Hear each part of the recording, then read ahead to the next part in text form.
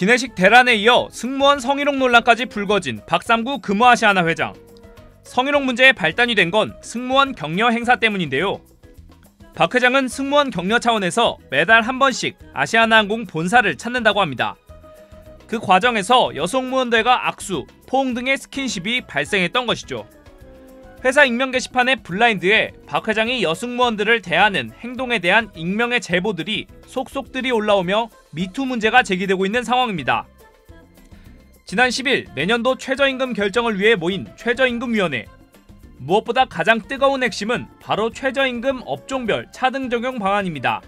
사용자 측은 업종들의 경제 수준을 고려해 최저임금을 달리 적용하자는 입장이고, 노동계는 최저임금을 차등 적용할 경우 과연 어떤 노동자가 최저임금이 낮은 곳에서 일하고 싶겠냐는 입장입니다. 결국 최저임금 업종별 차등 적용 방안은 부결됐고, 사용자 측 위원들은 회의 도중 집단 퇴장에 이어 결정 시한을 하루 앞둔 회의에서도 전원 불참을 선언한 상태입니다.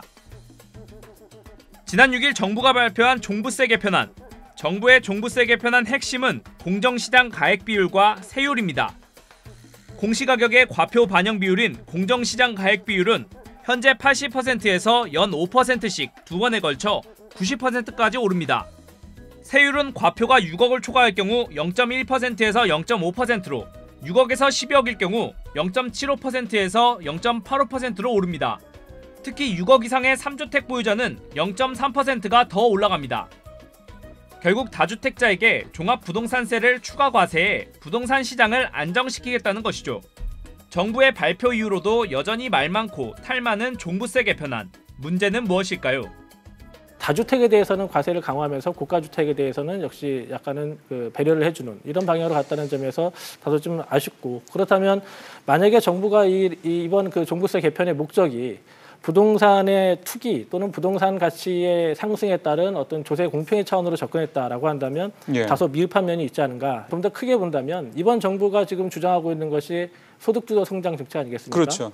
그럼 소득주도 성장 정책에서 봤을 때 이 거시적인 정책을 집행함에 있어서 조세 정책도 역시 같은 방향으로 정합성을 이루어서 맞춰가야 되는 것이 맞거든요. 그런데 그런 측면에서 본다면 이 문재인 정부에서 불공평 문제를 해소하기 위해서 소득주도 성장을 들고 나왔다 라고 한다면 불공평을 해소하기 위한 차원으로서 조세 정책을, 다시 말하면 부동산 정책을 조금 더 강화해서 가야 되지 않았느냐, 뭐 이런 정도 말씀드릴 수 있겠습니다.